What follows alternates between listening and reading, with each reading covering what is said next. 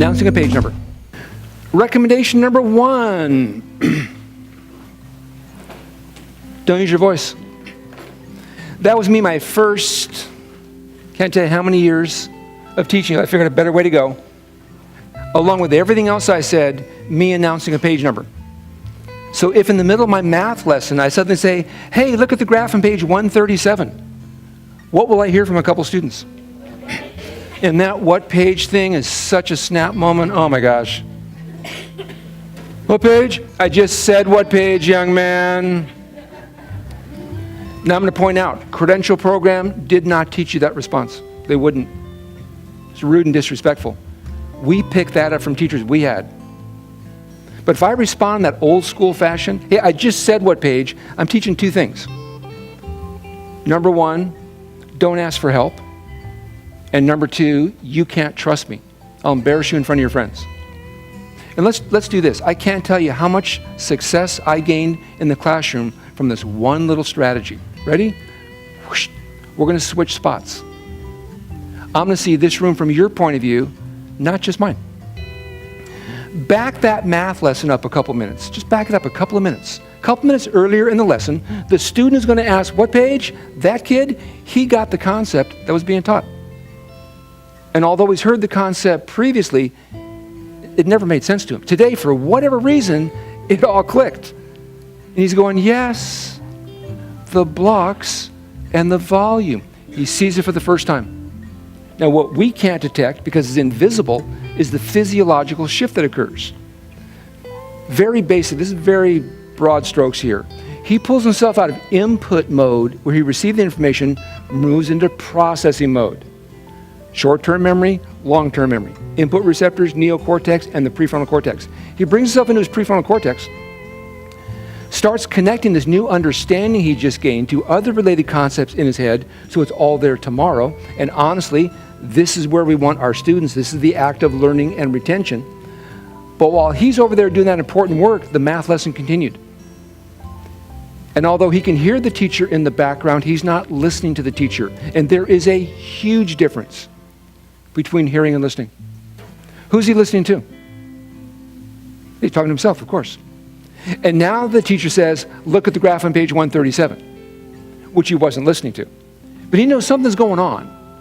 Because even though he's processing, his eyes are open, visual cortex is engaged, that's feeding him information. And out of the periphery, he notices his neighbors are suddenly grabbing their books and doing this.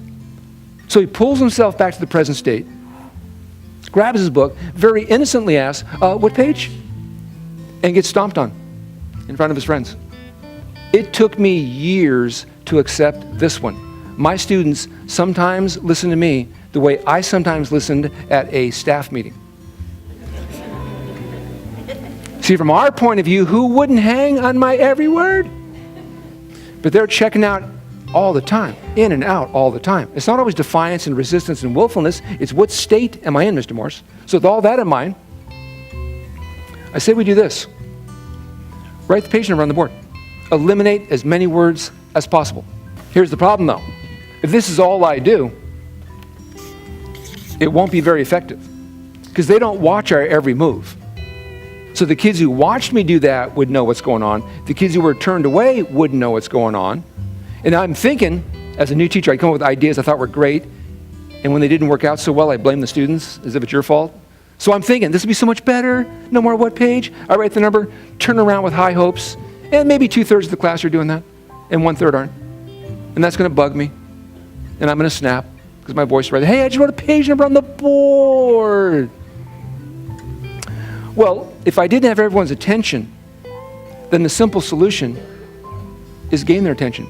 And one of the easiest ways to gain student attention in a classroom is with a you said or thought sound. I agree.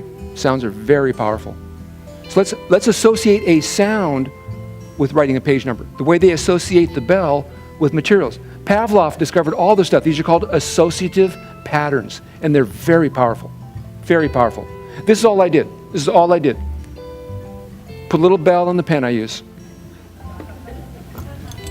So that way when I'm writing the page number, it's making a sound at the exact same time. That's about as simple as it gets. If you got a simpler one, you let me know.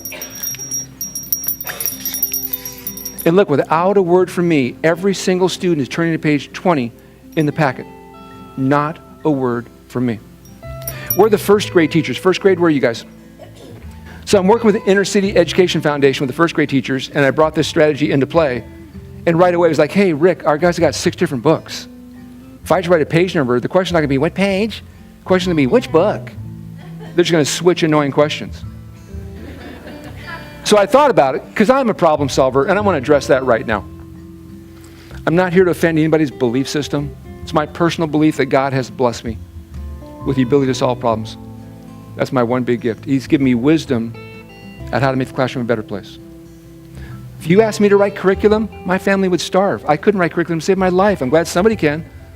My one big gift is just problem solving. So I'm hearing what they're saying about the 6 books. I went, all right, let's do this. Make Xerox copies of all their books, of the cover, just a Xerox copy of the book cover, and put those covers above the whiteboard. And then write the page number under the book cover. We now know the book. We know which page. First graders taking care of themselves. That's a good thing. Good thing. As we wrap up this episode, I'd like to point something out. Just because I used a strategy one way doesn't mean you have to. I think a lot of my success is based upon the fact that teachers took my concepts and strategies and played around with them, modified them, which I think is a great idea. So let me give you 3 quick modifications for using what I call the page pen bell. I'm in the 2nd grade classroom doing some coaching. Teacher was using table points as part of her reward program. And what she did was, instead of using it to indicate a page number to look at, she put the bell on her team point marker. And whenever she walked over to the team point chart, she'd pick up that pen with the bell on it and make some marks for the teams. And by the 3rd time she used it, it was like the ice cream truck was in the neighborhood. They heard that sound. They knew team points were being given out. I was at a middle school conference. Teacher asked, hey, that's a great idea, but it's not always a page number I want my students to look at. Maybe I want everyone to get out their planners. Maybe I want everyone to get out their homework. Better yet, get out your homework in a correcting pen. We'll correct it. Any ideas, Rick? And I thought about it and I went, yeah. Here you go, on the whiteboard. Put up some paper signs. And you can put up as many signs as you want to, but paper signs taped to the whiteboard. And one sign says planner, and one sign says homework, and one sign says correcting pen. And all you have to do is pick up the pen, walk over to that area of your whiteboard, put a check mark next to the sign or signs. So I put a check mark next to planner, and without a word from me, every single student is getting out his planner. High school teacher asked me at a seminar one day, could I use the page pen bell to indicate something I want my students to copy down in their planners? And I said, that's a great idea. I mean, end of the period, they're not listening to you anyway. But imagine this, end of the period, maybe a minute or so to go. Teacher walks over to the whiteboard, picks up this pen with a bell on it, this is the only time she uses it, and starts to write on the whiteboard. Read pages 71 to 78. Write a 1-paragraph summary. That'd be kind of hard to miss. Hey, thanks for watching. If you like what we're doing, give us a little thumbs up, leave a comment, and seriously, think about sharing these ideas with teachers at your site.